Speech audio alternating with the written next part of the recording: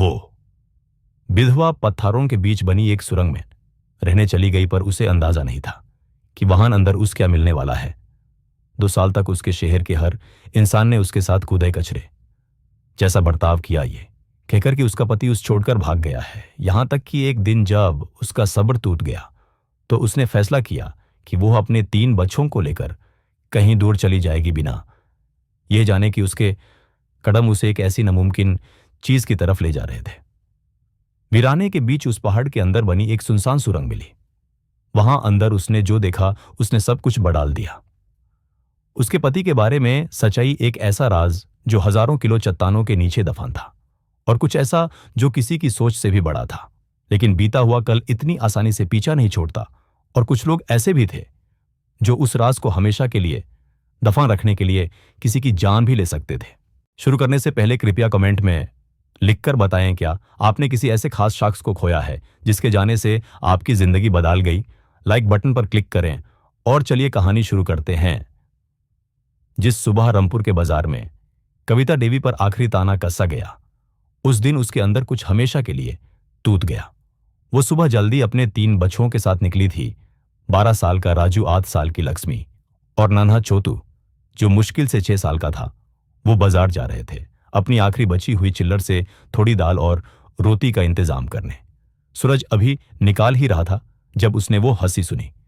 पहले उसे लगा कि ये उसका वहम है, थकान और रातों की बेचैनी का असर है, लेकिन नहीं, ये वही आवाजें थी मोहल्ले की, वही औरतें जो सब्जी मंडी के पास इकट्ठा होती थी, वही जो पहले यूज बड़े प्यार से नमस्ते करती थी, पर अब उसे ऐसे देखती थी जैसे वो कोई अजीब जानवर हो।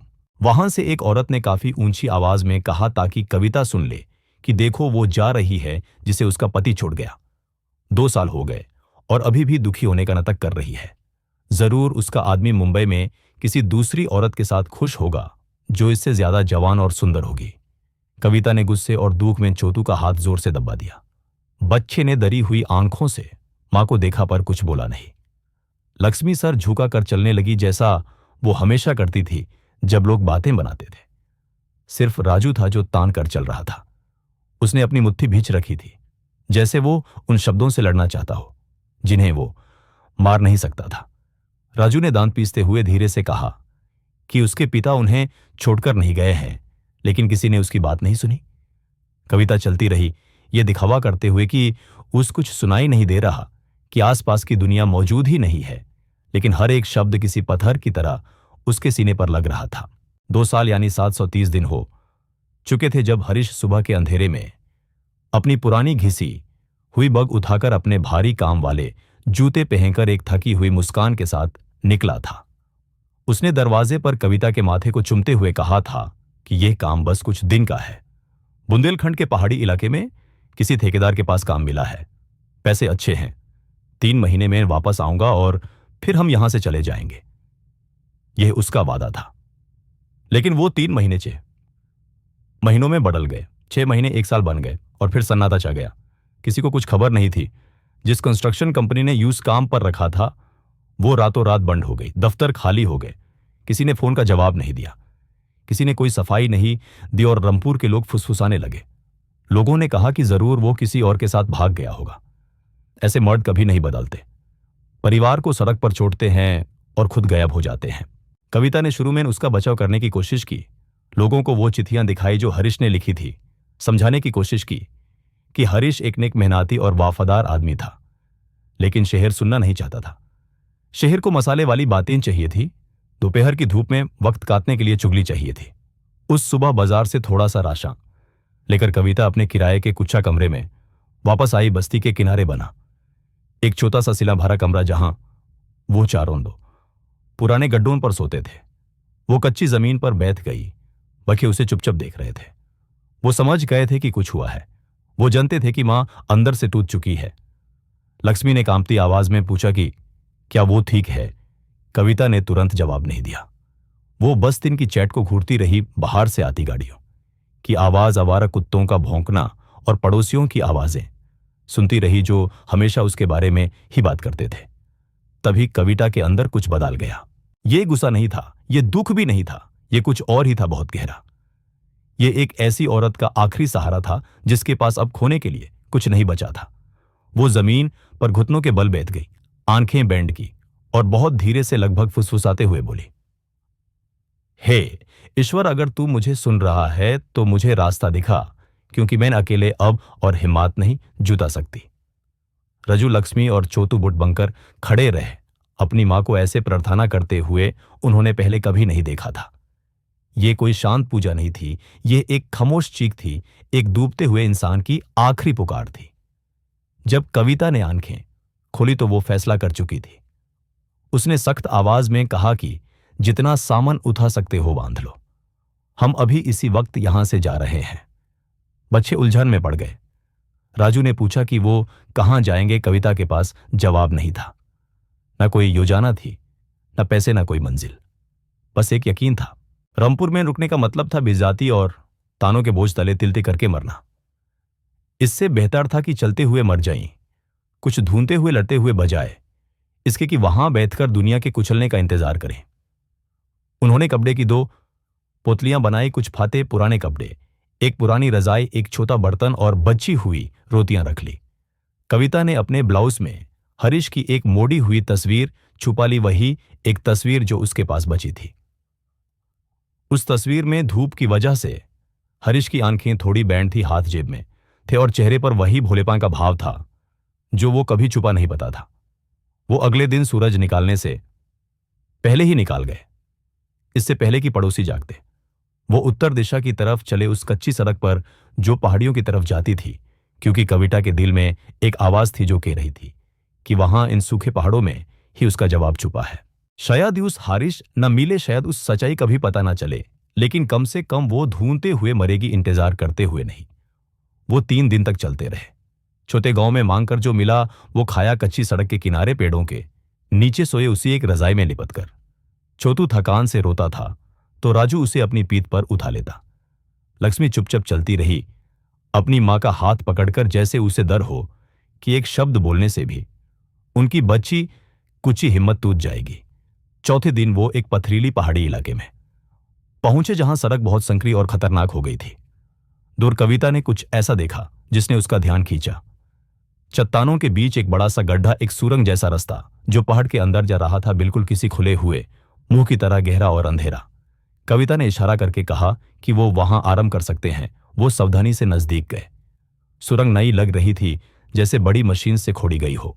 दीवारों पर बारूद के निशान थे, जमीन पर टूटे हुए लोहे के ट्रैक पड़े थे और पुराने औजार बिखरे हुए थे। सब कुछ देखकर लग रहा था कि काम अचानक रोक दिया गया था। कविता सबसे पहले अंदर गई, बच्चे उसके पीछे थे। हवा ठंडी थी, नामी थी और ताजी खुदी हुई मिट्टी की महक आ रही थी। वो कुछ कदम अंदर गए। सूरज की रोशनी मुश्किल से शुरुआती पत्थरों तक पहुंच रही थी। कविता रुकने ही वाली थी कि जमीन पर पड़ी एक चीज ने उसे चौंका दिया। एक मजबूत प्लास्टिक का हेलमेट जो बीच से टूटा हुआ था। फिर एक और फिर उसने उस देखा पत्थरों के ढेर के नीचे आधे दबे हुए पुराने जूते, काम करने वाले भारी सेफ्टी शूज, वही जूते जो वो पहचानती थी। उसका दिल जैसे धड़कना भूल गया, पैर कांपने लगे। वो धीरे धीरे आगे बढ़ी, जैसे तेज चलने से वो सच्चाई सामने आ जाएगी जिसे वो जानती थी। वो उन जूतों के सामने घुटनों पर बैठ गई और कांपते हाथों से उन्हें छुआ। ये हरीश के जूते थे, वही जूते जो उसने शादी से पहले खरीदे थे, वही जूते जो उसने उस दिन पहने थे जब वो गया था। कविता ने चीखने के लिए मुंह खोला पर आवाज गले में नहीं फंस गई। वो अपने हाथों से ही पत्थर हटाने लगी।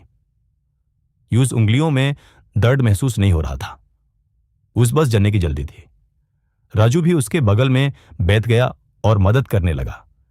छोटे पत्थरों को हटाते हुए उसमें एक ऐसी ताकत थी जो 12 साल के बच्चे में नहीं होनी चाहिए।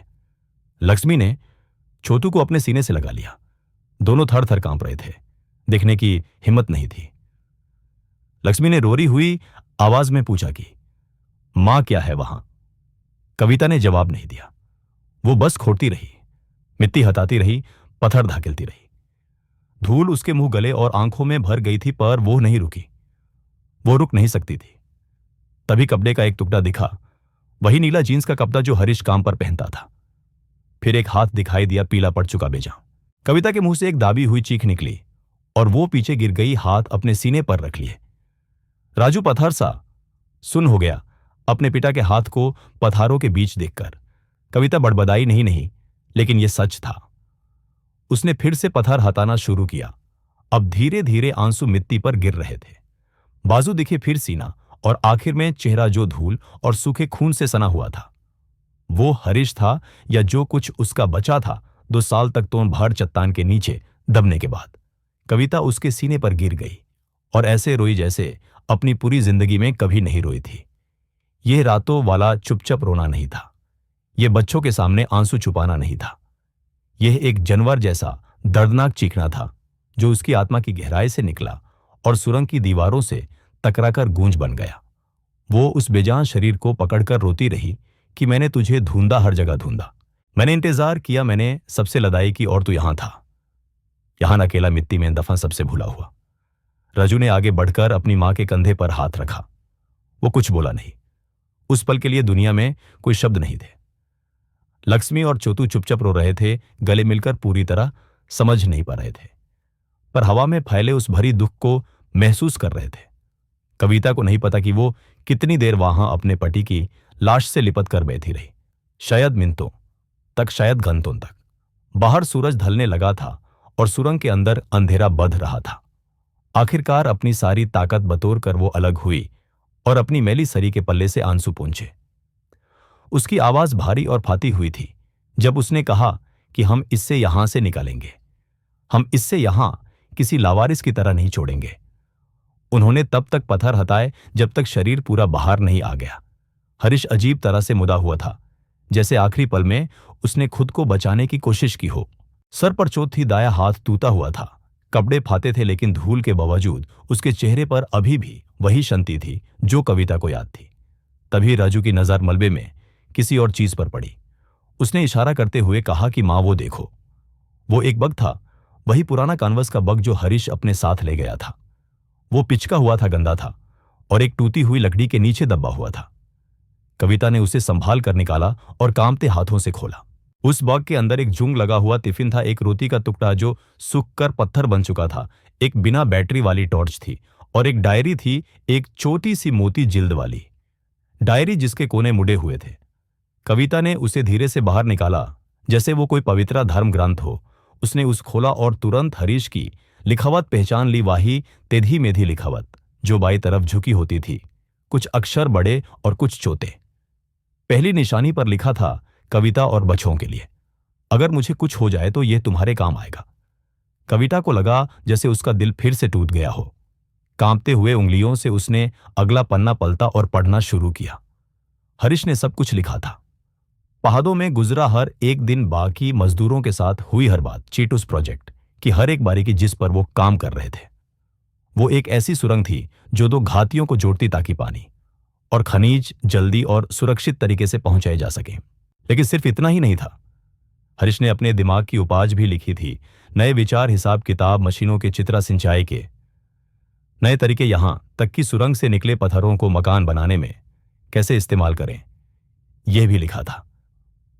उसने बड़े बड़े लोगों के फोन नंबर और नाम भी लिखे थे, इंजीनियर, पैसे लगाने वाले लोग और खरीदार। एक पन्ने पर लिखा था कि यह सुरंग इस पूरे इलाके की किस्मत बदल सकती है। अगर ईमानदारी से काम हो तो हम सैकड़ों परिवारों को गरीबी से नहार निकाल सकते हैं। सिर्फ हम नहीं, सब लोग। कविता पन्ना दार पन्ना पढ़ती गई। उसकी आंखें आंसुओं से भरी थी, लेकिन साथ ही हैरानी भी थी। उसका पति सिर्फ एक मामूली मजदूर नहीं था, वो एक दूर की सोच रखने वाला इंसान था, एक ऐसा आदमी जो बड़े सपने देखता था, जो वहां भी मौका ढूंढ लेता था जहां दूसरों को सिर्फ पत्थर और मिट्टी दिखती थी। लेकिन यह सब कुछ उसके साथ ही दफन हो गया था। डायरी की आखिरी एंट्री हादसे से 2 दिन पहले की थी। उसमें लिखा था कि कल हम गहराई में बारूद लगाएंगे। ठेकेदार कहता है कि खतरा है, दीवारों में दरारें हैं, हमें रुकना चाहिए, लेकिन मालिक को जल्दी है। वो कहता है कि हमने वक्त बर्बाद कर दिया है। मुझे यह ठीक नहीं लग रहा। कुछ गड़बड़ होने वाली है, पर मुझे पैसों की सख्त जरूरत है। मुझे यह काम खत्म करके अपने परिवार के पास वापस जाना है। इस आखिरी लाइन को पढ़कर कि हरीश ने यह सब उनके लिए किया। कविता ने डायरी बैंड की और यूस अपने सीने से लगा लिया। उसने हरीश के बेजान शरीर को देखा और फिर अपने बच्चों को। राजू लाल आंखों से पर हिम्मत के साथ अपनी मां को देख रहा था। लक्ष्मी और छोटू अभी भी डरे हुए थे, लिपटे हुए थे। कविता ने साफ आवाज में अपने हर एक बच्चे की आंखों में देखते हुए कहा कि उनके पिता उन्हें छोड़कर नहीं भागे थे। वो उन्हें एक बेहतर जिंदगी देने के लिए काम कर रहे थे और दूसरों के लालच ने उनकी जान ले ली। वो खादी हुई डायरी को अपने ब्लाउज में संभाल कर रखा और सुरंग के मुंह की तरफ देखा। सूरज ढल रहा था। जल्दी ही अंधेरा होने वाला था। यूज फैसला करना था कि अब क्या करें। वो वापस रामपुर जा सकती थी, पुलिस के पास जा सकती थी, शिकायत कर सकती थी, लेकिन वो जानती थी कि कोई उसकी बात नहीं सुनेगा। वो गरीब थे, उनकी कोई पहचान नहीं थी और वैसे भी 2 साल बीत चुके थे। केस बैंड हो चुका होगा, अगर कभी दर्ज हुआ भी होगा तो, या फिर वो यहीं रुक सकती थी। उसने फिर से डायरी को महसूस किया, हरीश के अधूरे सपनों को याद किया और उस अधूरी सुरंग को देखा। अचानक राजू ने कहा कि माँ पापा के शरीर को बाहर निकालने में मेरी मदद करो। हम उनका अंतिम संस्कार वैसे करेंगे जैसा वो हकदार हैं। उन्होंने अंधेरा होने तक काम किया। सुरंग के बाहर नरम मिट्टी में उन्होंने एक कब्र खोदी। क्योंकि वहां लकड़ी नहीं थी जलाने के लिए, उन्होंने हरीश के शरीर को उसी पुरानी रजाई में लपेटा जो वो साथ ले थे और सावधानी से उसे मिट्टी के हवाले कर दिया। कविता ने धीमी आवाज में प्रार्थना की। बच्चे उसके बगल में घुटनों पर बैठे थे। फिर उन्होंने कब्र को मिट्टी और पत्थरों से ढक दिया। जब काम पूरा हुआ तो कविता ने उस जगह पर 2 लकड़ियां बांधकर एक निशान बना दिया और जोर से कहा ताकि भगवान और दुनिया सुन सके कि यहां हरीश सोता है। एक नेक आदमी, एक वफादार पति, एक प्यारा पिता, और वो आदमी जो सब कुछ बदलने वाला था। कुछ देर वहां खामोशी रही। फिर कविता ने अपने मिट्टी सने हाथ अपनी सरी पर पहुंचे और बच्चों को देखा। रजू ने हैरानी से पूछा कि अब हम कहां जाएंगे? कविता ने कहा कि हम यहीं रहेंगे। राजू ने चौंक कर पूछा, यहीं? इस सुरंग में? कविता ने हां में सर हिलाया। हां, यहीं। तुम्हारे पिता ने एक नक्शा छोड़ा है, एक योजना छोड़ी है और मैं यूज पूरा करूंगी। लक्ष्मी ने माथे पर शिकन लाते हुए कहा कि पर मां, तुम्हें इन चीजों के बारे में कुछ नहीं पता। तुम्हें सुरंग बनाना नहीं आता। कविता ने अपनी बेटी को एक ऐसी दृढ़ता से देखा जो उसने पहले कभी महसूस नहीं की थी। उसने कहा कि मैं सीख लूंगी। उस रात वो सुरंग के अंदर मुहाने के पास सोए जहां चांद की थोड़ी रोशनी आ रही थी। कविता को नींद नहीं आई। वो हाथों में डायरी लिए जागती रही। हरीश के लिखे हुए सपनों को बार बार पढ़ती रही और कहीं ना कहीं उस थकान और अंधेरे के बीच उस वो महसूस हुआ जो पिछले 2 साल में नहीं हुआ था, उम्मीद। अगले दिन सुबह होते ही कविता अकेली पास के गांव सुल्तानपुर तक चलकर गई। वो एक बहुत छोटा सा गांव था जहां बस कुछ घर और एक दुकान थी। उसने पूछा कि जिन जमीनों पर वो सुरंग बनी है उसका मालिक कौन है। लोगों ने बताया कि वो जमीन ठाकुर बलदेव सिंह की है, एक बुजुर्ग जमींदार जो गांव के बाहर एक बड़ी हवेली में रहते हैं। कविता दोपहर तक हवेली पहुंची और दरवाजा खटखटाया। एक बूढ़ी औरत बाहर आई, शायद घर की नौकरानी थी। कविता ने कहा कि उसे ठाकुर साहब से मिलना है। औरत ने उसे ऊपर से नीचे तक शक की नजर से देखा और पूछा कि तुम कौन हो? कविता ने बिना नजर झुकाए जवाब दिया कि वो उस मजदूर की विधवा है जो 2 साल पहले सुरंग में मारा था। औरत एक पल के लिए चुप रही, फिर गहरी सांस लेकर दरवाजा खोला और कहा कि यहीं इंतजार करो। कविता अंदर गई, एक अंधेरे बरामदे में जहां पुरानी लकड़ी और नामी की महक थी। सामने एक घिसी हुई आराम कुर्सी पर ठाकुर बलदेव सिंह बैठे थे, करीब 70 साल के, दुबले पतले, सेफ्ट बाल और आंखों में ऐसी थकान जैसे उन्होंने दुनिया का हर रंग देख लिया हो। उन्होंने बिना उठे पूछा कि क्या चाहिए। कविता ने हरीश की डायरी निकाली और उनके सामने मेज पर रख दी। उसने कहा कि मैं वो काम पूरा करना चाहती हूं जो मेरे पति ने शुरू किया था। ठाकुर ने डायरी को देखा, फिर कविता को देखा और फिर कविता की हैरानी के बीच वो हंसने लगे, एक सूखी कड़वी हंसी जिसमें कोई खुशी नहीं थी। उन्होंने कहा कि तुम पागल हो गई हो, पूरी तरह से पागल। लेकिन फिर उन्होंने डायरी खोली और उनकी हंसी रुक गई। ठाकुर बलदेव ने डायरी के पन्ने धीरे धीरे पलटे। वो उन चित्रों पर रुके हिसाब किताब पर ध्यान दिया और हरीश की टेढ़ी मेढ़ी लिखावट में लिखी बातों को पढ़ा। उनका चेहरा धीरे धीरे बदलने लगा। मजाक की जगह हैरानी ने ले ली और हैरानी की जगह इज्जत ने। जब वो आखिरी पन्ने पर पहुंचे तो डायरी बैंड करके काफी देर तक खामोश बैठे रहे। आखिरकार उन्होंने थोड़ी नरम आवाज में कहा कि तुम्हारा पति एक होशियार आदमी था, बहुत होशियार। यूस वो बातें पता थी जो कंपनी के बड़े इंजीनियर को भी नहीं पता थी। कविता कुछ नहीं बोली, बस इंतजार करती रही। ठाकुर अपनी कुर्सी पर पीछे की तरफ झुक गए और एक गहरी सांस ली। उन्होंने बताया कि 2 साल पहले शहर से एक कंपनी यहां आई थी, बड़े बड़े वादे लेकर। उन्होंने कहा था कि वो एक ऐसी सुरंग बनाएंगे जो इस इलाके की तस्वीर बदल देगी, तरक्की लाएगी, काम और पैसा लाएगी। मैंने उन्हें अपनी जमीन से रास्ता देने के अधिकार बेच दिए। उन्होंने मुझे अच्छा पैसा दिया। लेकिन 3 महीने बाद एक हादसा हुआ। 5 मजदूर मरे गए। वो कंपनी रातों रात भाग गई। कभी कोई सफाई नहीं दी, कभी कोई मुआवजा नहीं दिया, बस गायब हो गए। कविता ने सख्त आवाज में कहा कि मेरा पति उन 5 लोगों में से एक था। ठाकुर ने हां में सर हिलाया और कहा कि मुझे अफसोस है सच में, लेकिन इससे अब कुछ नहीं बदलता। वो सुरंग वहां वीरान पड़ी है, बेकार है, और मैं उस प्रोजेक्ट में काफी पैसा खो चुका हूं। कविता ने कहा कि आपको और नुकसान नहीं होगा, मैं यूज पूरा करूंगी। ठाकुर ने उसे ऐसे देखा जैसे उसने दुनिया की सबसे बेवकूफी भरी बात कह दी हो। उन्होंने पूछा कि तुम एक अकेली औरत जिसके पास ना पैसा है, ना तजुर्बा, ना औजार, तुम्हें लगता है कि तुम वो काम कर सकती हो जो एक पूरी कंपनी नहीं कर पाई? कविता ने जवाब दिया कि मुझे लगता नहीं है, मुझे यकीन है। उसकी आवाज में कुछ ऐसा था जिसने ठाकुर की मुस्कान गायब कर दी। उन्होंने उस औरत की आंखों में कुछ देखा, एक ऐसी चमक जो वो पहचानते थे, एक ऐसे इंसान की नजर जिसके पास अब खोने के लिए कुछ नहीं बचा हो। और वो जानते थे कि ऐसे लोग या तो सबसे खतरनाक होते हैं या सबसे काबिल। ठाकुर ने धीरे से कहा कि ठीक है, मैं तुम्हें एक मौका देता हूं, लेकिन शर्तों के साथ। तुम और तुम्हारे बच्चे सुरंग में रह सकते हैं, वहां पड़े पुराने औजार इस्तेमाल कर सकते हैं। अगर 6 महीने में तुमने मुझे साबित कर दिया कि तुम कुछ कर सकती हो, कि इस प्रोजेक्ट में दुम है, तब हम पैसे लगाने की बात करेंगे। अगर नहीं तो तुम्हें जाना होगा। मंजूर है? कविता ने हाथ आगे बढ़ाया और कहा मंजूर है। ठाकुर ने उसका हाथ जोर से थमा, फिर दराज से एक पुराना कागज निकालकर जल्दी से एक चिट्ठी लिखी जिसमें उसे सुरंग में काम करने की इजाजत दी गई थी। उन्होंने वो चिट्ठी और डायरी यूस वापस दी। जब कविता दरवाजे पर थी तो ठाकुर ने एक बात और कही। उन्होंने कहा कि वो ठेकेदार जो हादसे से पहले काम संभालता था, वो अभी भी गांव में रहता है। उसका नाम विक्रम है। वो एक शराबी और घटिया आदमी है। बहुत लोग कहते हैं कि सुरंग गिरने में उसी की गलती थी, क्योंकि उसने चेतावनी नहीं सुनी थी। उससे बचकर रहना। कविता ने यह बात अपने दिमाग में बिठा ली और हवेली से बाहर निकल आई। वो वापस सुरंग की तरफ चली, डायरी को सीने से लगाए हुए। उसके शरीर में डर और जोश दोनों दौड़ रहे थे। यूस नहीं पता था कि वो ये सब कैसे करेगी जो वादा उसने अभी किया है, लेकिन वो जानती थी कि उसके पास कोई और रास्ता नहीं है। या तो यह करना था या हार मानकर वापस रामपुर जाना था, और हार मानना अब उसकी किस्मत में नहीं था। जब वो सुरंग पर पहुंची तो देखा कि राजू सूखी लकड़ियों से आग जलाने की कोशिश कर रहा है।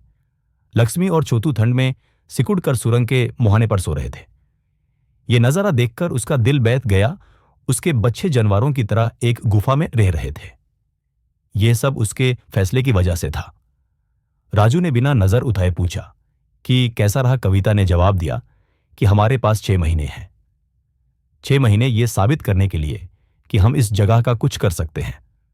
राजू ने आग में फूंक मारना बैंड किया और मां को देखा। उसने पूछा, पर हम करेंगे कैसे?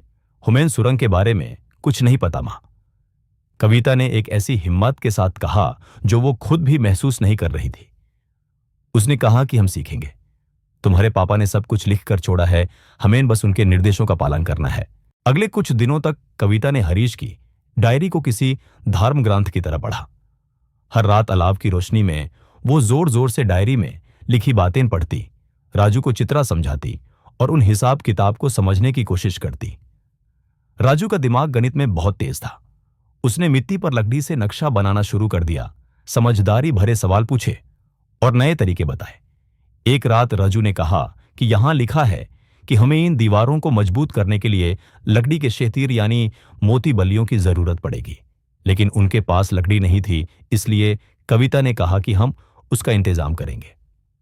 अगले दिन वो फिर से चलकर सुल्तानपुर गई और सीधे गांव के लकड़ी के ताल पर पहुंची।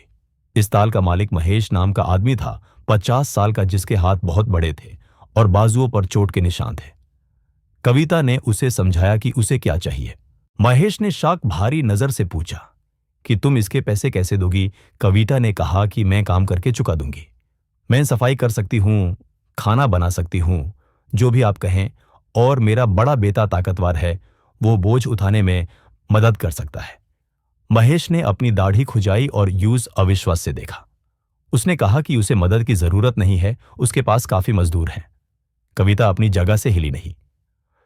उसने कहा कि तो फिर मैं आपको तब पैसे दूंगी जब ये प्रोजेक्ट मुनाफा देगा। ठाकुर बलदेव सिंह ने मुझे सुरंग में काम करने की इजाजत दी है। अगर आप आज मेरी मदद करेंगे तो कल जब ये काम बढ़ेगा तो आप हमारे सबसे बड़े सप्लायर होंगे, और यकीन मानिए ये काम जरूर बढ़ेगा। कविता के बोलने के तरीके में कुछ ऐसा था जिसने महेश का रवैया बदल दिया।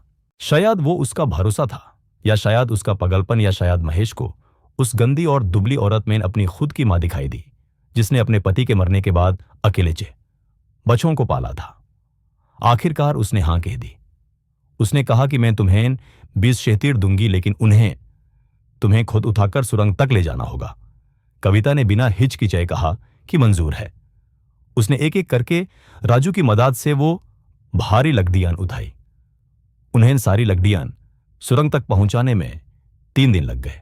कविता के हाथों में फांसें चुभ गई थी, कमर दाढ़ से टूट रही थी, कंधे नीले पड़ गए थे, लेकिन उसने एक बार भी शिकायत नहीं की। डायरी में लिखे निर्देशों का पालन करते हुए उन्होंने सुरंग की सबसे खतरनाक जगह की दीवारों को सहारा देना शुरू किया। कविता हथौड़ा चलाती कील ठोकती और राजू उन भारी लकड़ियों को पकड़ कर रखता।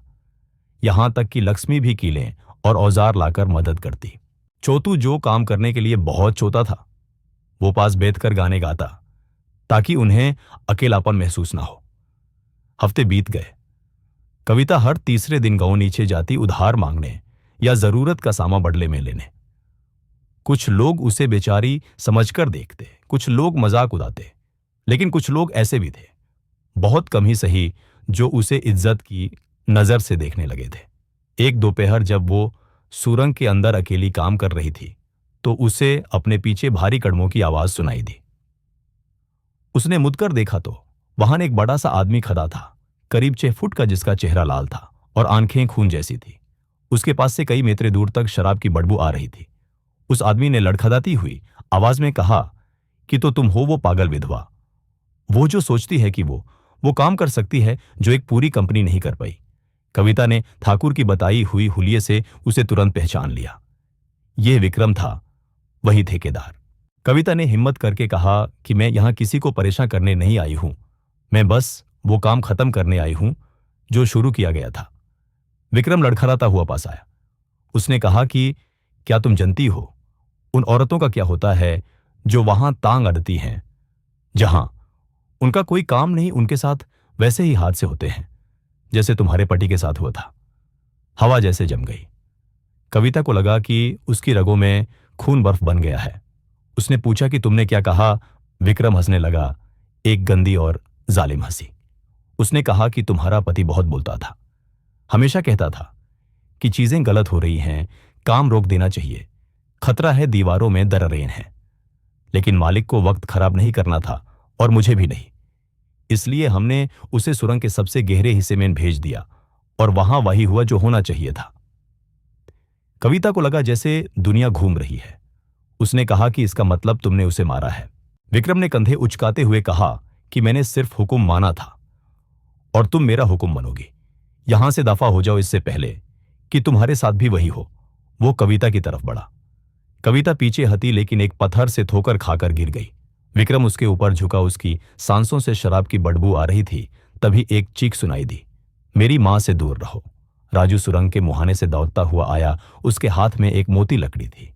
वो विक्रम पर कूद पड़ा और उसके पैर पर वार किया।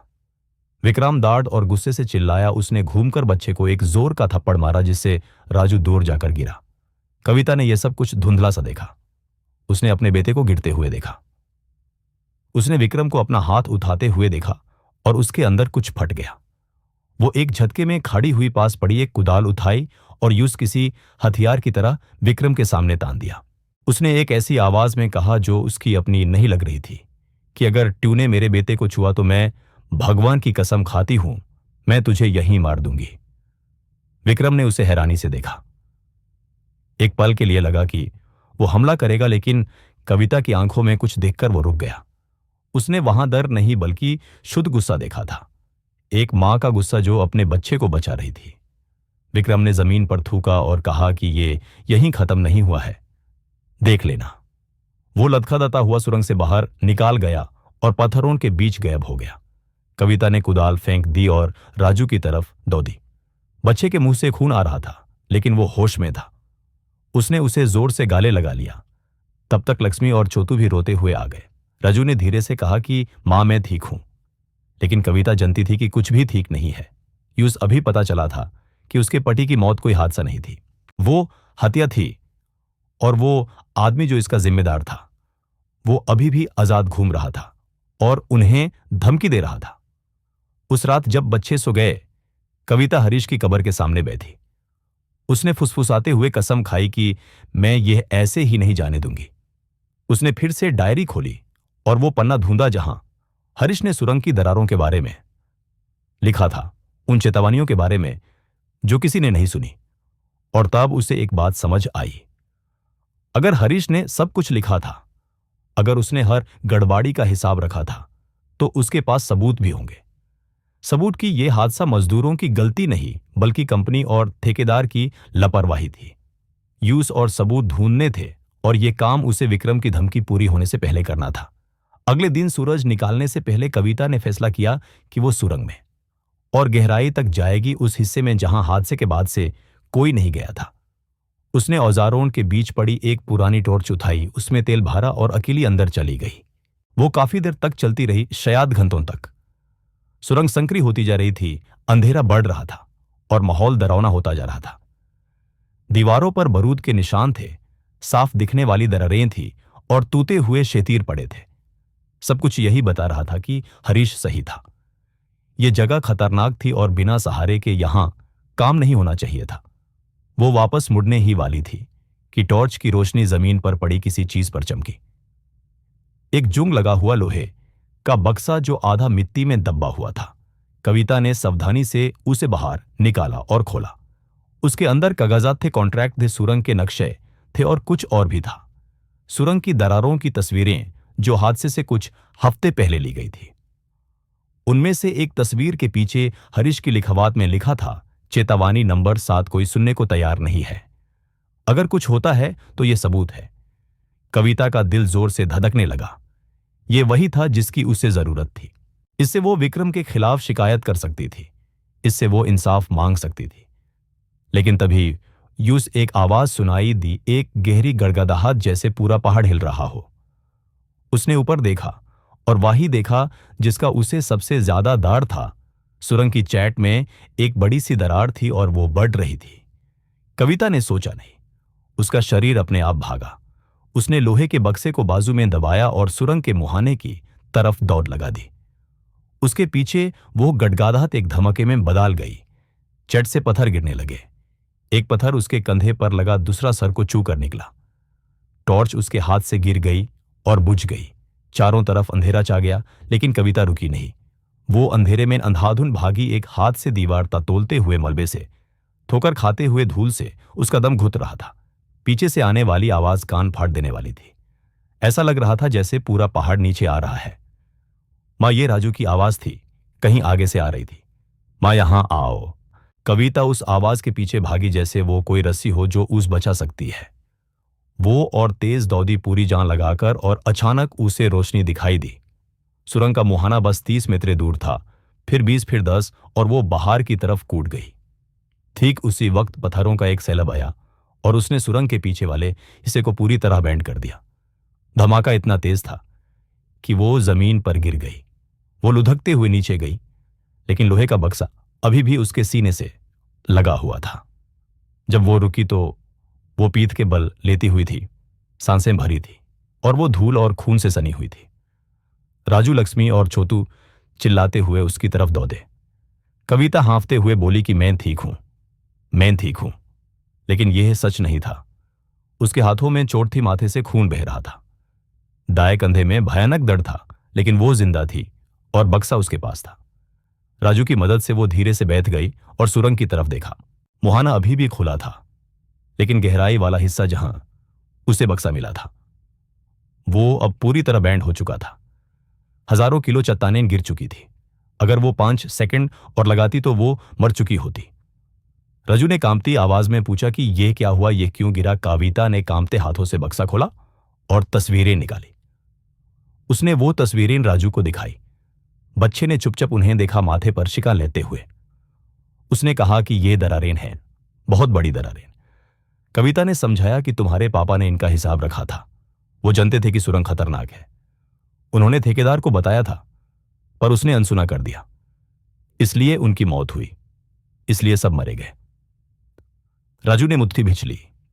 उसने कहा कि तो फिर हमें पुलिस के पास जाना चाहिए, हमें शिकायत करनी चाहिए। कविता ने धीरे से ना में सर हिलाया। उसने कहा कि पुलिस हमारी बात नहीं सुनेगी। हम गरीब हैं, हम कोई नहीं हैं, और 2 साल बीत चुके हैं। वो कहेंगे कि यह झूठ है कि हमने सबूत बनाए हैं। राजू ने हताशा से पूछा, तो फिर हम क्या करेंगे? कविता ने फिर से तस्वीरों को देखा, फिर उस टूटी हुई सुरंग को देखा, और उसके दिमाग में एक बात साफ हो गई।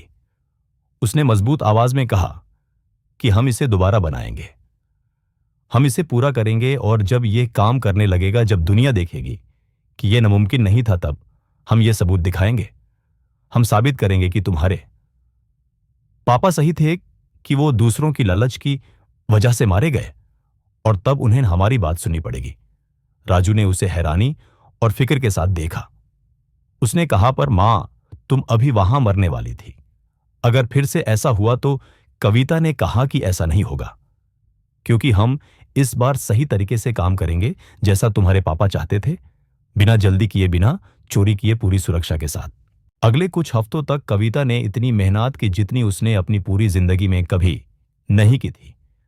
वो सूरज निकालने से पहले उठती और तब तक काम करती जब तक उसे अपने हाथ दिखाई देना बैंड ना हो जाते।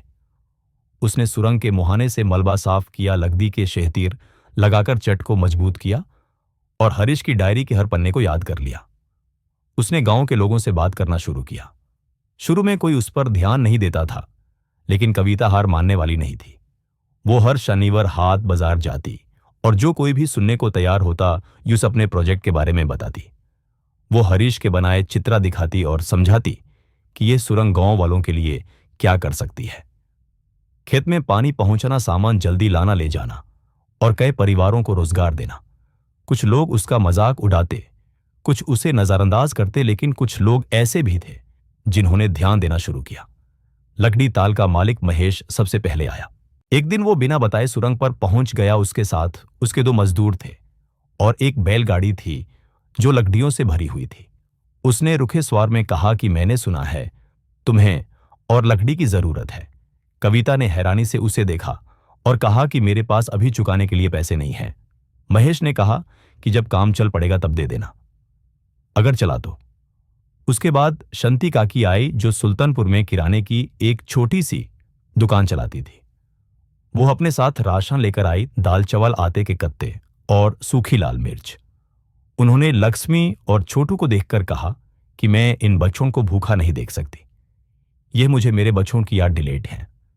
फिर एक नौजवान आया जिसका नाम गोपाल था, करीब 20 साल का, दुबला पतला और शांत लड़का जो खेतों में काम करता था, पर उसे राजमिस्त्री के काम की समझ थी। उसने कहा कि वो हफ्ते में 2 दिन मदद करेगा। उसने बताया कि उसका चच्चा उस हादसे में मारा गया था। अगर आप उसके बारे में कुछ कर रही हैं तो मैं इसमें शामिल होना चाहता हूं। धीरे धीरे कविता ने एक छोटी सी टीम बना ली। ये लोग बहुत ज्यादा नहीं थे, इन्हें बड़े प्रोजेक्ट्स का तजुर्बा नहीं था, लेकिन इनके पास कुछ ऐसा था जो तजुर्बे से ज्यादा कीमती था। उन्हें कविता पर भरोसा था, कम से कम वो भरोसा करना चाहते थे। ठाकुर बलदेव सिंह कविता के काम शुरू करने के 3 महीने बाद मार्च के महीने में सुरंग देखने आए। उन्होंने अंदर चलकर काम देखा, शेतीरों को हिलाकर जांचा, मजबूत की गई दीवारों को छुआ और काफी देर तक कुछ नहीं बोले। फिर बाहर आकर उन्होंने कविता को ऐसी नजर से देखा जिसमें इज्जत झलक रही थी। उन्होंने कहा कि काम आगे बढ़ रहा है, मुझे नहीं लगा था कि तुम यहां तक पहुंच पाओगी। कविता ने जवाब दिया कि मैं आखिरी दुम तक ला दूंगी। ठाकुर ने अपने कुर्ते की जेब से एक लिफाफा निकाला और ऊस पकड़ा दिया। उन्होंने कहा कि ये 5,000 रुपए हैं। ये बहुत ज्यादा नहीं है, लेकिन इससे औजार और जरूरी सामान आ जाएगा। इसे मेरी तरफ से निवेश समझो। कविता ने कांपते हाथों से लिफाफा थामा। 5,000 रुपए। उसने अपनी पूरी जिंदगी में इतने पैसे एक साथ नहीं देखे थे। उसने धीमी आवाज में शुक्रिया कहा।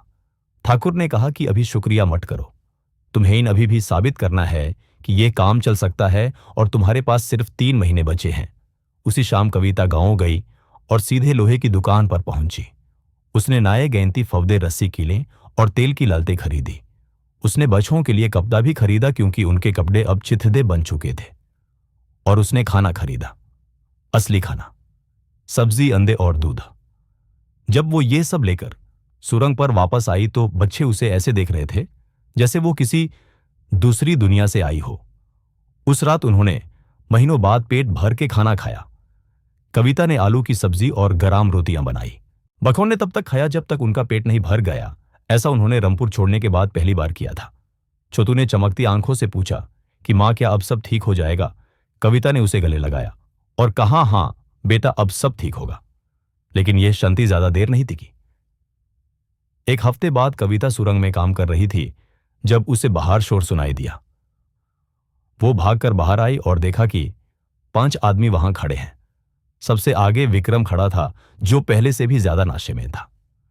उसके एक हाथ में शराब की बोतल थी और दूसरे में एक जलती हुई मशाल। विक्रम ने लड़खड़ाते हुए चिल्लाकर कहा कि मैंने तुझे चेतावनी दी थी, मैंने कहा था यहां से चली जा, पर तूने बात नहीं मानी। उसके साथ जो आदमी थे वो खेत मजदूर लग रहे थे और सबके चेहरों पर दुश्मनी थी। कविता ने उनमें से 2 को पहचान लिया। वो विक्रम के दोस्त थे और शराब पीकर हंगामा करने के लिए बदनाम थे। कविता ने मजबूत आवाज में कहा कि मुझे तुमसे कोई बात नहीं करनी है। हालांकि उसका दिल जोरों से धड़क रहा था। विक्रम पास आया और बोला कि बात तो करनी पड़ेगी। तू पूरे गांव में मेरे बारे में उल्टी सीधी बातें कर रही है, कह रही है कि मैंने तेरे पति को मारा। यह झूठा इल्जाम है और मैं इसे बर्दाश्त नहीं करूंगा। कविता ने जवाब दिया कि अगर सच है तो यह झूठा इल्जाम कैसे हुआ, और मेरे पास सबूत है। विक्रम रुक गया, उसके चेहरे का रंग बदल गया।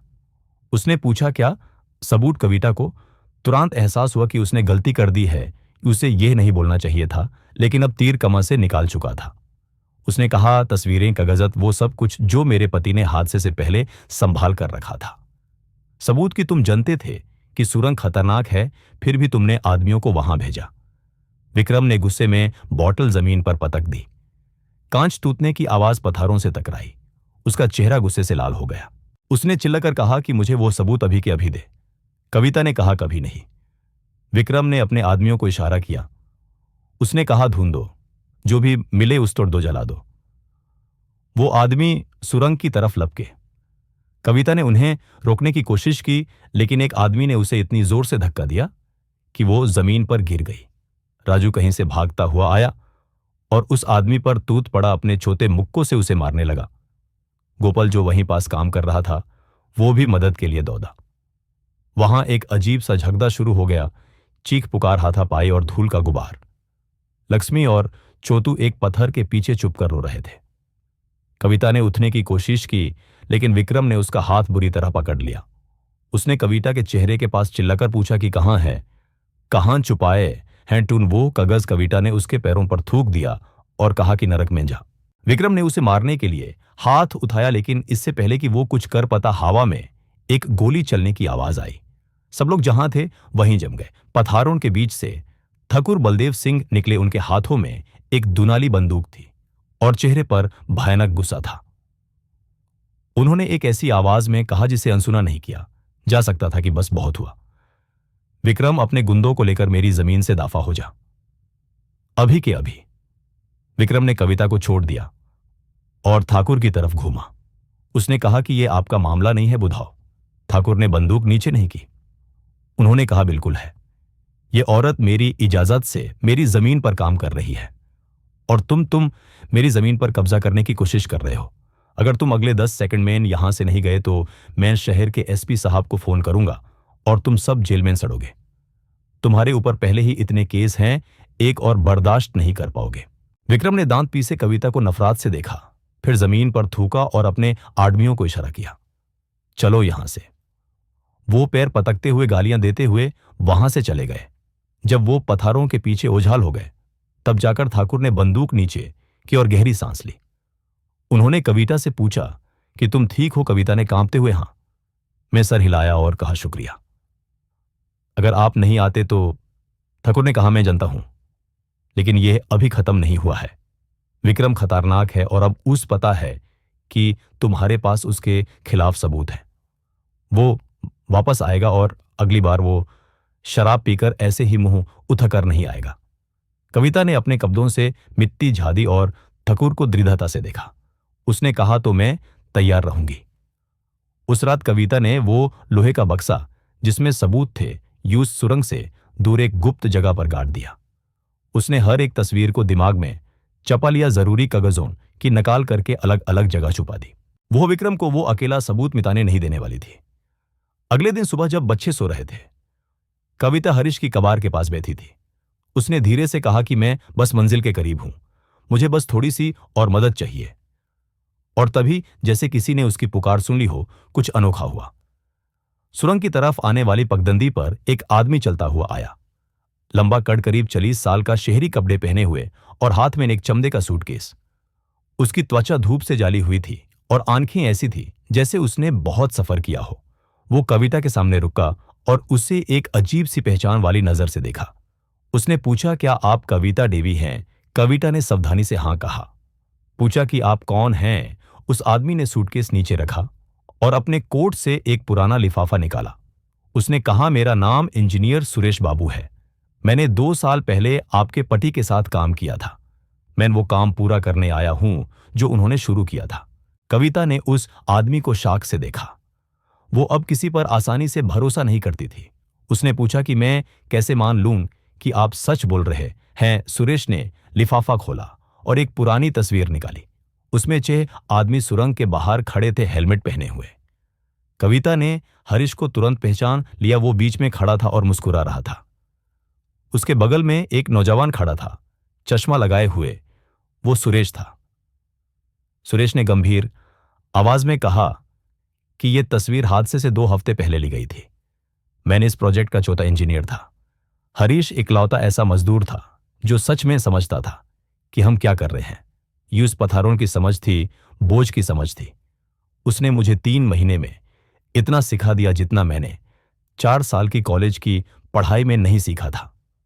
कविता को लगा जैसे उसके सीने से कोई बोझ उतर गया हो। उसने वो तस्वीर हाथ में ली बड़े प्यार से। उसने पूछा कि जब हादसा हुआ तब आप कहां थे? सुरेश का चेहरा उतर गया। उसने कहा, मुझे नए सामान के लिए शहर भेजा गया था। जब मैं 3 दिन बाद वापस आया तो सब खत्म हो चुका था। सुरंग बैंड थी, कंपनी भाग चुकी थी। मुझे लगा मैं जिम्मेदार हूं, मुझे वहां होना चाहिए था, मुझे उन्हें बचाना चाहिए था। कविता ने धीरे से कहा कि यह आपकी गलती नहीं थी। सुरेश ने कड़वाहट के साथ कहा कि थी। मैंने दरारें देखी थी। मैंने ठेकेदार को बोला था कि यह खतरनाक है, लेकिन विक्रम ने मेरी बात अनसुनी कर दी। उसने कहा कि मैं नया हूं, मुझे असली दुनिया का कुछ नहीं पता। और मैं डर गया। मैंने ज्यादा जोर नहीं दिया। वो कुछ देर खामोश रहा, क्षितिज को घूरता रहा। फिर उसने सर झटका और कविता को देखा। उसने कहा कि हादसे के बाद मैं यहां से चला गया। मैंने दिल्ली और मुंबई में दूसरे प्रोजेक्ट्स पर काम किया, लेकिन मैं कभी भूल नहीं पाया कि यहां क्या हुआ था। 1 महीने पहले मैंने सुना कि कोई इस सुरंग को दोबारा खोलने की कोशिश कर रहा है। जब मुझे पता चला कि वो हरीश की पत्नी है, तो मुझे लगा मुझे आना चाहिए। कविता ने उसके चेहरे को पढ़ने की कोशिश की। वहां सच्चाई थी, पछतावा था। उसने उस आदमी में वही बोझ देखा जो वो खुद उठा रही थी, जिंदा बच जाने का बोझ। उसने पूछा कि आप मुझसे क्या चाहते हैं? सुरेश ने मजबूती से कहा कि मैं मदद करना चाहता हूं। मेरे पास तकनीकी ज्ञान है, सामान वालों से जान पहचान है और थोड़े पैसे हैं जो मैं लगा सकता हूं। जो सपना हरीश ने देखा था वो ऐसे मरना नहीं चाहिए और आपको यूज पूरा करने का हक है। राजू जो सुरंग के पास खड़ा सब सुन रहा था, धीरे से पास आया। उसने पूछा कि आप मेरे पापा को जानते थे? सुरेश घुटनों पर बैठ गया ताकि वो राजू के कट बराबर आ सके। उसने कहा, हां मैं जानता था। वो एक बहुत बढ़िया इंसान थे, सबसे बेहतरीन जिनके साथ मैंने काम किया। वो तुम पर बहुत गर्व करते। तुम्हारी माँ ने बताया कि तुम हिसाब किताब में उनकी मदद कर रहे हो। राजू ने नम आंखों से लेकिन गर्व के साथ हाँ में सर हिलाया। कविता ने फैसला कर लिया। उसने कहा, ठीक है, आप रह सकते हैं, लेकिन एक शर्त पर। सब कुछ मेरे तरीके से होगा। कोई जल्दी नहीं, कोई चोरी नहीं। सबसे पहले सुरक्षा। सुरेश ने हाथ आगे बढ़ाया। मंजूर है। इंजीनियर के आने से सब कुछ बदल गया। सुरेश ने सुरंग के कोने कोने की जांच की। उसने नाप लिया, गणित लगाया और माना कि कविता ने बिना किसी तजुर्बे के जो काम किया था वो काबिले तारीफ था। लेकिन उसने वो जगह भी दिखाई जहां और मजबूती की जरूरत थी, जहां पानी निकालने का रास्ता बनाना था। एक शाम जब वो डायरी देख रहे थे, सुरेश ने कहा कि आपके पति ने एक शानदार नक्शा बनाया था, पर वो बस शुरुआत थी। हमें इसे नए तरीके से करना होगा और हमें और लोगों की जरूरत पड़ेगी। सुरेश के पैसे और उसके इंजीनियर होने की वजह से प्रोजेक्ट पर लोगों का भरोसा बढ़ गया। उन्होंने और मजदूर काम पर रखे। पहले सुल्तानपुर से 3 आदमी आए, फिर पास के गांवों से 4 और। महेश ने अपने 2 बढ़ाई कारपेंटर भेज दिए। शंती काकी ने अपने भतीजे को भेजा जो लोहार का काम करता था, ताकि वो औजार बना सके। सुरंग का रूप बदलने लगा। अब वो पहाड़ में बना सिर्फ एक खतरनाक गड्ढा नहीं था, वो एक असली प्रोजेक्ट बन गया था। दीवारें सीमेंट और लोहे से पक्की की गई, मलबा धोने के लिए पत्रियां बिछाई गई, हवा आने जाने का इंतजाम किया गया और हर 10 मेतरे पर लालटेन लगाई गई। ठाकुर बलदेव सिंह हर हफ्ते देखने आते और हर बार हैरान होते।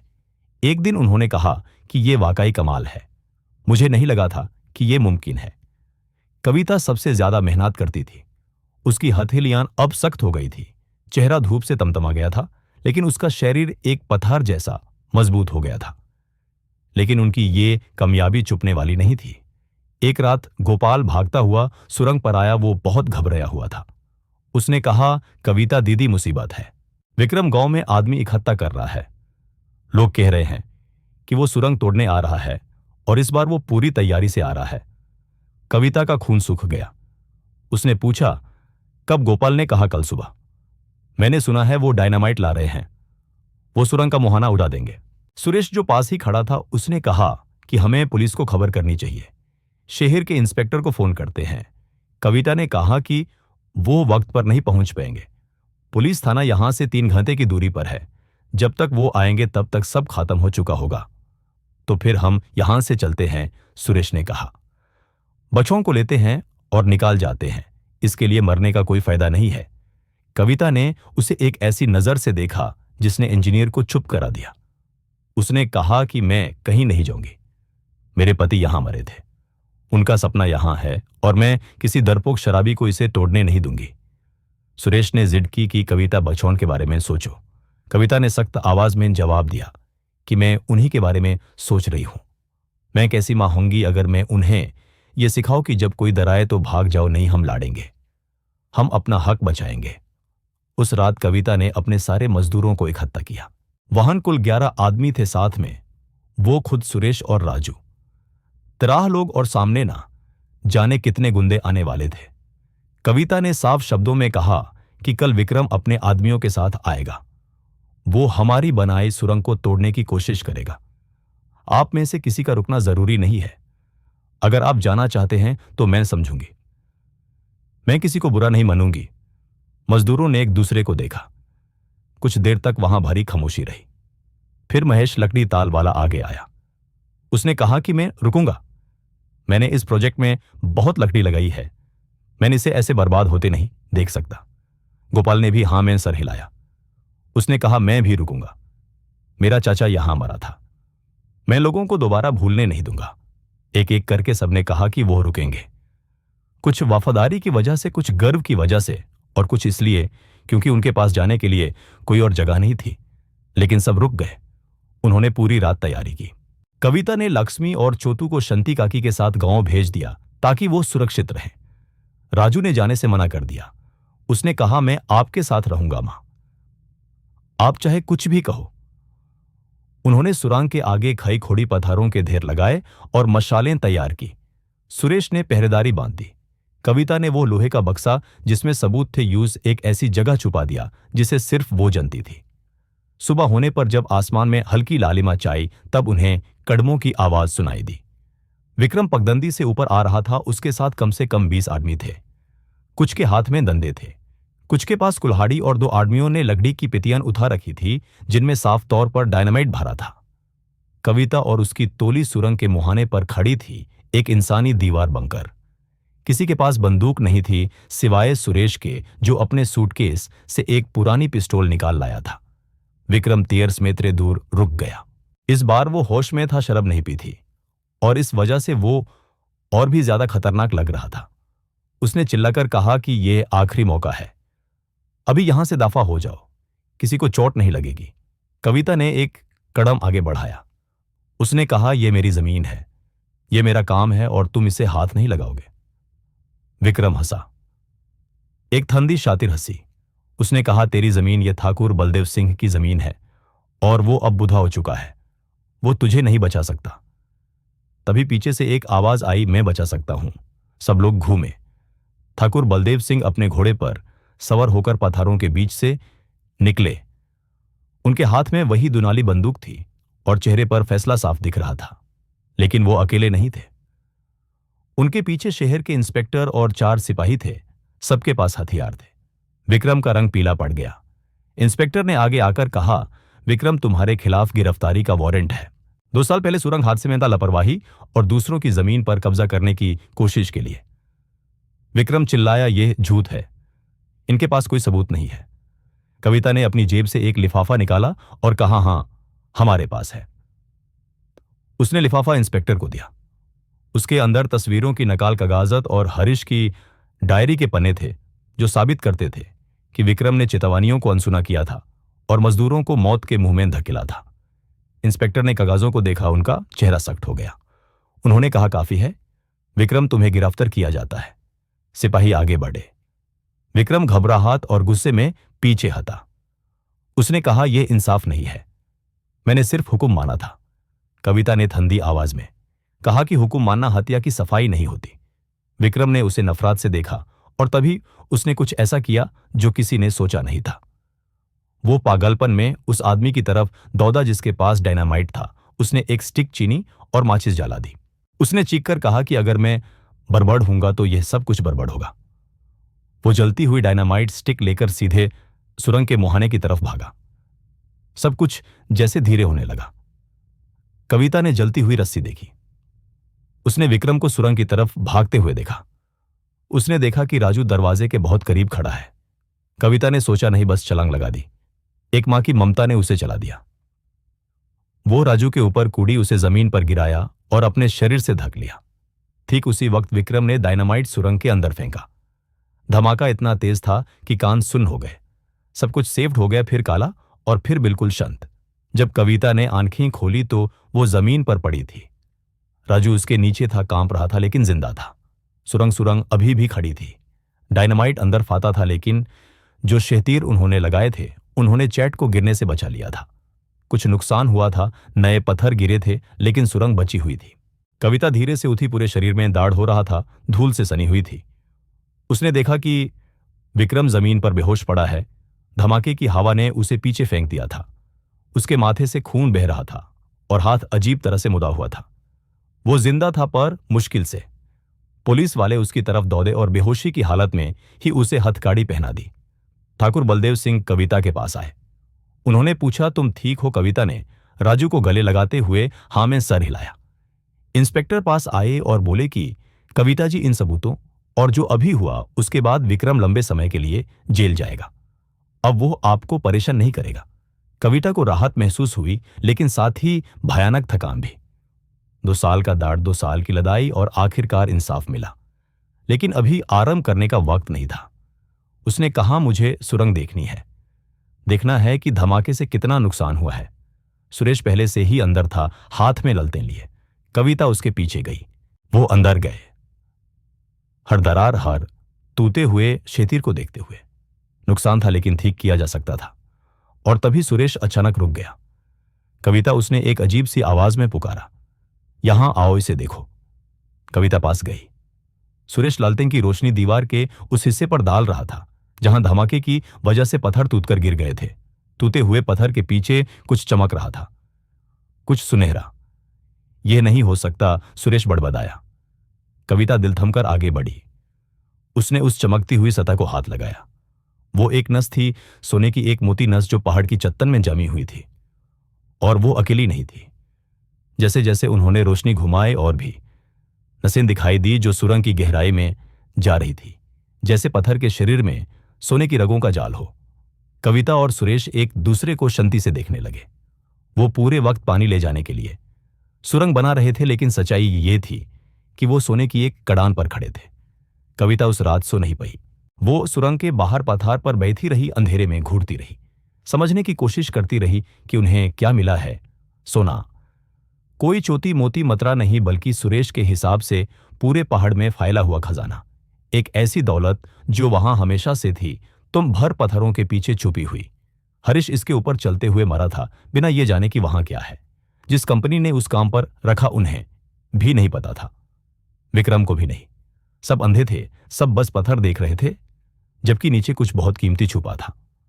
अगले दिन सूरज निकालने पर सुरेश ने पूछा कि अब तुम क्या करोगी। इंजीनियर भी नहीं सोया था। उसकी आंखें लाल थी, कपड़े गंदे थे, चेहरे पर वो भाव था जो किस्मत बदलने पर आता है। कविता ने सुरंग को देखा, फिर हरीश की उस कबर को देखा जिस पर 2 लकड़ियां लगी थी। उसने कहा कि मैं वही करूंगी जो हरीश चाहता।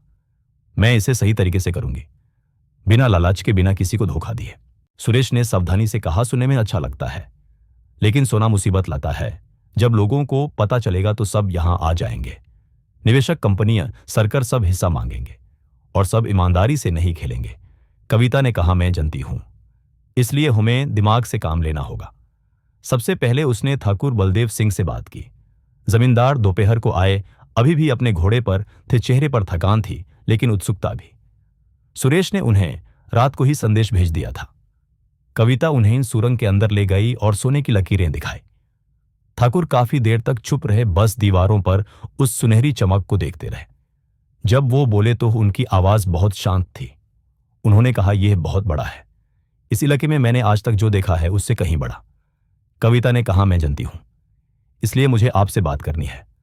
वो सुरंग से बाहर आए और धूप में बैठ गए। कविता ने साफ साफ बात की। उसने कहा कि यह जमीन आपकी है, कानून के हिसाब से यह सोना आपका है। मैं चुप रह सकती थी, सुरंग का काम करती रहती और आपको कभी पता नहीं चलता, लेकिन मैं वैसी नहीं हूं। मैं आपको एक सौदा देती हूं। ठाकुर ने ध्यान से देखा। कहो। कविता ने कहा, आप मुझे कदान चलाने का हक दीजिए, मैं सब कुछ संभालूंगी। खुदाई बेचना हिसाब रखना, और मैं आपको मुनाफे का 30% हिस्सा दूंगी, जिंदगी भर। ठाकुर ने माथे पर शिकान लाई। उन्होंने कहा, मैं 50 मांग सकता हूं या 70, जमीन मेरी है। कविता ने माना कि हां, आप मांग सकते हैं, लेकिन फिर आपको कोई और ढूंढना पड़ेगा जो काम करे, कोई ऐसा जिस पर आप भरोसा कर सकें, कोई ऐसा जो सोना देखते ही आपको धोखा ना दे। और आप जानते हैं कि ऐसे लोग मुश्किल से मिलते हैं। ठाकुर सोच में पड़ गए, फिर मुस्कुराए, एक छोटी सी पर सच्ची मुस्कान। उन्होंने कहा, तुम्हारा पति होशियार था, पर तुम उससे भी ज्यादा होशियार हो। उन्होंने हाथ आगे बढ़ाया। मंजूर है 30%, लेकिन मैं चाहता हूं कि सब कुछ कानूनी हो, कागजात पक्के हो, कोई कच्ची बात नहीं। कविता ने हाथ मिलाते हुए कहा, मैं भी यही चाहती हूं। अगले कुछ महीने किसी तूफान की तरह बीते। सुरेश ने शहर से एक वकील बुलाया जिसने उनकी मदद की एक असली कंपनी बनाने में, हरीश माइनिंग कंपनी। कविता इसकी मालकिन थी। ठाकुर का 30% हिस्सा पक्का था। सुरेश को तकनीकी पार्टनर के रूप में 10% मिला। बाकी हिस्सा उन मजदूरों में बांटा गया जो शुरू से उनके साथ थे, महेश, गोपाल और दूसरे। जब सुरेश ने कहा कि कविता को ज्यादा हिस्सा रखना चाहिए, तो कविता ने कहा कि मैं उन लोगों में से नहीं बनूंगी जो अकेले अमीर बनते हैं और मदद करने वालों को भूल जाते हैं। जिन्होंने तब साथ दिया जब कोई नहीं था, वो हिस्सा पाने के हकदार हैं। उन्होंने नए इंजीनियर बुलाए, जांच करने वाले बुलाए। सबने यही कहा कि सोना बहुत शुद्ध है, उत्तर भारत में मिली सबसे बड़ी कड़ानों में से एक। यह खबर फैलने लगी, पहले सुल्तानपुर में, फिर रामपुर में और फिर बड़े शहरों तक। बड़ी माइनिंग कंपनियां आई मुंह मांगी कीमत पर खदान खरीदने के लिए। कविता ने सबको मना कर दिया। उसने कहा, यह बिकाऊ नहीं है, यह कड़ान इस इलाके के लोगों के हाथ में रहेगी, शहर के सूट बूट वालों के हाथ में नहीं। सितंबर आते आते हरीश माइनिंग कंपनी काम शुरू कर चुकी थी। उन्होंने 50 स्थानीय लोगों को काम पर रखा। मजदूरों के रहने के लिए पक्के क्वार्टर बनाए। नई मशीनें आई। सुरेश ने खुदाई का ऐसा तरीका बनाया जो पूरी तरह सुरक्षित था। कोई जल्दी नहीं, कोई लापरवाही नहीं। उद्घाटन के दिन कविता ने ऐलान किया कि मैं अपने पति की यादों की कसम खाती हूं, इस कड़ान में कभी कोई लालच की वजह से नहीं मरेगा। अक्टूबर में सोने की पहली खेप बेची गई। मुनाफा उम्मीद से कहीं ज्यादा था। कविता ने सबकी तनख्वाह दी, खर्चे निकाले ठाकुर और सुरेश का हिस्सा दिया और बाकी पैसा शहर के बैंक में जमा कर दिया। जिंदगी में पहली बार उसके पास पैसा था, असली पैसा, और उसे समझ नहीं आ रहा था कि उसका क्या करे। नवंबर की एक शाम सुरंग के पास बने अपने छोटे से दफ्तर में बैठी कविता ने हरीश की डायरी निकाली। उसने वो पन्ना खोला जहां हरीश ने अपने सपने लिखे थे। इस इलाके के बच्चों के लिए स्कूल, परिवारों के लिए अच्छे घर, गांव में साफ पानी, सबके लिए इज्जत की रोटी। कविता ने हरीश की लिखावट पर उंगली फेरते हुए कहा कि मैं ये करूंगी, मैं तुम्हारा हर एक सपना सच करूंगी। उसने धीरे धीरे शुरू किया। सबसे पहले उसने सुल्तानपुर में एक स्कूल बनवाया, छोटा सा, 2 कमरों का, लेकिन अच्छे मास्टर और नई किताबों के साथ। लक्ष्मी और छोटू वहां पढ़ने वाले पहले बच्चे बने। राजू, जो अब 12 साल का हो चुका था, वो अपना आधा वक्त पढ़ाई में और आधा वक्त कदाम पर बिताता था। उसके बाद उसने गांव के लिए पानी का इंतजाम किया। बोरेवेल खुदवाए, पाइपलाइन बिछाई और हर घर तक साफ पानी पहुंचाया। शंती काकी उस दिन खूब रोई जब उन्होंने अपनी रसोई में नाल खोला और साफ पानी आया। उन्होंने कविता को गले लगाकर दुआ दी कि बेटी, भगवान तुझे खुश रखे। इसके बाद घरों की बारी आई। कविता ने जमीन खरीदी और मजदूरों के परिवारों के लिए 20 पक्के मकान बनवाए। हर घर में 2 कमरे, रसोई और शौचालय था। एक ऐसा आराम जो झोपड़ियों में रहने वाले इन लोगों ने कभी सोचा भी नहीं था। दिसंबर आते आते हरीश माइनिंग कंपनी इस पूरे इलाके में सबसे ज्यादा नौकरी देने वाली जगह बन गई। 100 से ज्यादा परिवार उस काम पर निर्भर थे जो कविता ने बनाया था। लेकिन कविता खुद अभी भी सुरंग के पास उसी साधारण कमरे में रहती थी, अपने 3 बच्चों के साथ। सुरेश ने एक दिन पूछा कि तुम अपने लिए बड़ा घर क्यों नहीं बनवाती? तुम्हारे पास पैसा है, तुम इसकी हकदार हो। कविता ने जवाब दिया कि मुझे बड़ा घर नहीं चाहिए, मुझे चाहिए कि इस इलाके के बच्चों का भविष्य बड़ा हो। लेकिन सब कुछ शांति से नहीं चला। कामयाबी देखकर लोगों को जलन भी हुई। आसपास के गांवों में लोग बातें बनाने लगे कि कविता ने अपने पार्टी की मौत का फायदा उठाया है, कि सोना सबका होना चाहिए। एक दिन रजिया सरकार के 3 अफसर जांच करने आए। वो सूट पहने हुए थे और उनके हाथ में चमड़े के बग थे। वो गलती ढूंढने आए थे ताकि कड़ाह पर कब्जा कर सकें। कविता ने उन्हें अपने दफ्तर में बिठाया। सुरेश उसके बगल में खड़ा था। उसने सारे कागजात मेज पर रख दिए और कहा कि जो देखना है देख लीजिए, यहां सब कुछ कानून के हिसाब से है। अफसरों ने घंटों तक जांच की, गलती ढूंढी, बहाने ढूंढे, पर उन्हें कुछ नहीं मिला। जाते वक्त एक अफसर ने धीरे से कहा कि बड़े दुख की बात है, एक अनपढ़ औरत की किस्मत खुल गई। कविता ने यह सुन लिया पर जवाब नहीं दिया। वो सीख गई थी कि सबसे बड़ा जवाब आपकी कामयाबी होती है।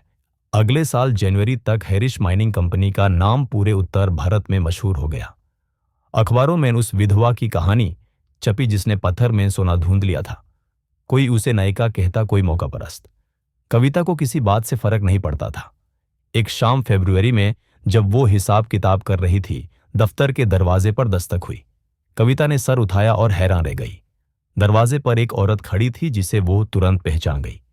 यह बिमला थी, रामपुर की वही औरत जिसने बाजार में उसे सबसे ज्यादा जलील किया था, वही जो चीख चीख कर कहती थी कि हरीश उसे छोड़कर भाग गया है। बिमला दुबली हो गई थी, कपड़े फाते हुए थे और आंखें सूजी हुई थी। वो दरवाजे पर ही खड़ी रही, अंदर आने की हिम्मत नहीं हुई। कविता ने शांत आवाज में पूछा कि तुम यहां क्या कर रही हो? बिमला ने थूक निगला। उसने कहा, मैं माफी मांगने आई हूं और मदद मांगने। कविता चुप रही। बिमला ने रुआरी आवाज में कहा, मेरा पति बीमार है, दवाई के लिए पैसे नहीं है, मेरे पास जाने के लिए कोई जगह नहीं है। मैंने सुना था कि तुम लोगों की मदद करती हो। मैं जानती हूं मेरा कोई हक नहीं बनता। मैं जानती हूं मैं तुम्हारे साथ बहुत बुरी थी, पर मेरे बच्चे। वो औरत फूट फूट कर रोने लगी। कविता यूज काफी देर तक देखती रही। वो पुराना गुस्सा, वो बेइज्जती, वो सारे ताने उसके दिमाग में गूंज रहे थे। लेकिन फिर उसे याद आया कि हरीश ने एक बार कहा था कि बदला लेने से कुछ नहीं बनता, बदला सिर्फ बर्बाद करता है। कविता ने दराज खोला, पैसे निकाले और बिमाला की तरफ बढ़ा दिए। उसने कहा, यह दवाई के लिए है और खाने के लिए। बिमाला ने पैसों को अविश्वास से देखा। उसने पूछा, क्यों? मेरे इतना बुरा करने के बाद भी? कविता ने कहा, क्योंकि तुम्हारे बच्चों की कोई गलती नहीं है और क्योंकि मैं तुम्हारे जैसी नहीं हूं। बिमाला ने कांपते हाथों से पैसे लिए और घुटनों पर गिर गई। उसने कहा, भगवान तुम्हारा भला करे। जब वो चली गई तो सुरेश अंदर आया। उसने बाहर से सब सुन लिया था। उसने कहा, तुम बहुत ज्यादा अच्छी हो। कविता ने कहा, मैं अच्छी नहीं हूं, मैं बस नफरत करके थक गई हूं। लेकिन इस माफी की वजह से कुछ ऐसा हुआ जिसकी उम्मीद नहीं थी। यह खबर रामपुर तक पहुंच गई और अचानक कविता को चिट्ठियां मिलने लगी। ढेर सारी चिट्ठियां उसके पुराने शहर के लोगों से। कुछ माफी मांग रहे, उल्टे कुछ मदद मांग रहे थे। एक शाम चिट्ठियां पढ़ते हुए कविता ने फैसला किया। उसने सुरेश से कहा कि मैं वापस रामपुर जाऊंगी। सुरेश हैरान हुआ। उसने कहा, किस लिए? वहां अब तुम्हारा कुछ नहीं है। कविता ने कहा, इसीलिए क्योंकि अब मुझे उन्हें कुछ साबित नहीं करना है। लेकिन वहां लोग हैं जिन्हें मदद की जरूरत है, जो वैसे ही तकलीफ में हैं जैसे मैं थी। मैंने उनकी मदद करूंगी, बदले के लिए नहीं, घमंड के लिए नहीं, बल्कि इसलिए कि यह सही है। उसने 2 हफ्ते तक तैयारी की। राशन, कपड़े, दवाइयां और औजार भरे ट्रक तैयार किए और एक सुबह अपने 3 बच्चों और सुरेश के साथ कविता देवी उस शहर वापस गई जिसने उसे बर्बाद कर दिया था। लेकिन इस बार वो एक बेचारी विधवा बनकर नहीं, बल्कि उस इलाके की सबसे ताकतवर औरत बनकर जा रही थी। जब गादियों का काफला रामपुर पहुंचा तो दोपहर की धूप सड़कों पर पड़ रही थी। 5 ट्रक जिनमें सामान लादा था, उनके आगे कविता की जीप थी। लोग अपने घरों से बाहर निकल आए, खिड़कियों से झांकने लगे। पहले तो वो समझे नहीं, पर जब उन्होंने पहचाना कि ये कौन है तो पूरे शहर में खलखाली मच गई। ये वही है, लोगों ने फुसफुसाया। वही विधवा जो भाग गई थी, जिसे सोना मिल गया। कविता ने गाड़ी बाजार के बीच रोक दी, उसी जगह जहां उसे जलील किया गया था। वो उतरी, उसके पीछे राजू, लक्ष्मी और छोटू भी उतरे। मजदूरों ने ट्रक से सामान उतरना शुरू किया। हजारों लोग वहां इकट्ठा हो गए थे। सबकी आंखें फटी हुई थी। रामपुर का प्रधान, एक मोटा आदमी, भीड़ को चीरते हुए आया। उसके चेहरे पर घबराहट थी। उसने बहुत मीठी आवाज में कहा, कविता जी, क्या बात है? हमें नहीं पता था आप आने वाली हैं। कविता ने उस देखा भी नहीं। उसने ट्रकों की तरफ इशारा किया और कहा कि मैं आपको बताने नहीं आई थी, मैं वो करने आई हूं जो बहुत पहले हो जाना चाहिए था।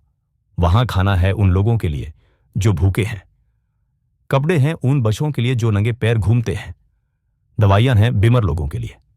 प्रधान हकलाया। उसने कहा, पर क्यों ये शहर आपके साथ अच्छा नहीं था? कविता ने उसकी आंखों में देखकर कहा, नहीं था, पर मैंने इस शहर जैसी नहीं हूं। वो भीड़ की तरफ घूमी। उसने चेहरे पहचाने।